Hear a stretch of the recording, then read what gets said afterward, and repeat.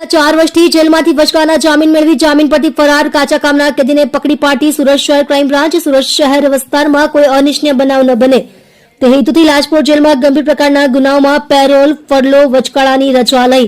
ફરાર થયેલ કેદીઓને શોધી કાઢવા સુરત શહેર ક્રાઇમ બ્રાન્ચની અલગ અલગ ટીમો ઉપરી અધિકારીશ્રીઓના માર્ગદર્શન હેઠળ ટીમના માણસો સાથે વર્કઆઉટમાં હતા દરમિયાન એન્ટી ઓર્ગેનાઇઝડ ક્રાઇમ સ્કોડના પોલીસ માણસોએ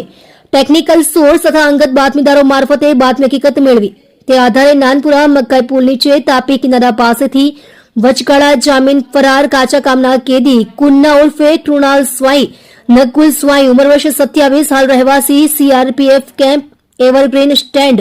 બહાદુરનગર રોડ નજબગંજ ગણેશ પ્રસાદના મકાનમાં ન્યૂ દિલ્હી મોહન મીઠાઈની ગલી ગઢ નંબર 232 ભાગળ સુરત મૂળ વતન કરાખંડી થાના પાટપુર જિલ્લો ગંજામ તેને ઝડપી પાડી કાયદેસરની કાર્યવાહી કરી આરોપીનો કબજો લાજપોર મધ્યસ્થ જેલ ખાતે સોંપવા તજવીજ કરેલ છે મજકૂર કાચા કામના કેદી નંબર 159/2021 કુત્તા ઉર્ફે કુણાલ સ્વાઈ નકુલ સ્વાઈનો Athwa lines police station first ગુનો રજિસ્ટર્ડ નંબર 166/2017 ઇપીકો કલમ 302 તથા એટ્રોસિટી એક્ટ કલમ 325 મુજબના ગુનામાં તારીખ 30/8/2017 નામદાર કોર્ટની કસ્ટડી હેઠળ લાજપોર મધ્યસ્થ જેલમાં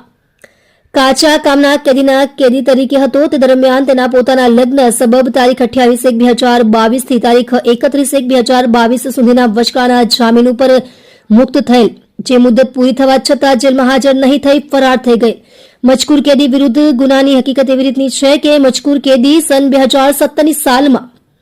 વાડી ફળિયા પગથિયા શેરીમાં કીર્તિભાઈ છગનભાઈ ખડિયાળીના મકાનમાં મરણ જનાર વસંતભાઈ ચૌધરી તથા ગોવિંદ ચૌધરી